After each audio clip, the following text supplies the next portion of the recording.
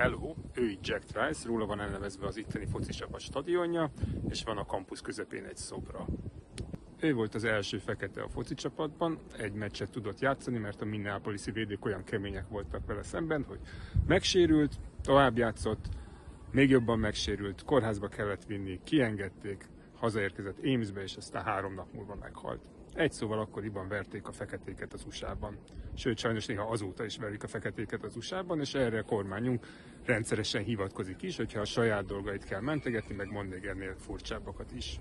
Ehhez képest itt Amesben Jack Trice-nak van a kampusz közepén szobra, Budapesten, a Szabadságtéren, a város közepén pedig annak, hogy a II. Világháborúban történtekhez nekünk semmi közünk. Úgyhogy június 9-én ne szavazz az elhazudhatatlanul gyenge számokat produkáló menedzserre, aki a haza, a nemzet és a magyar emberek jóléte helyett inkább csak a saját hatalmát menedzseri, hanem szavaz valaki másra. Én a kutyapárt listáit és jelöltjeit ajánlom.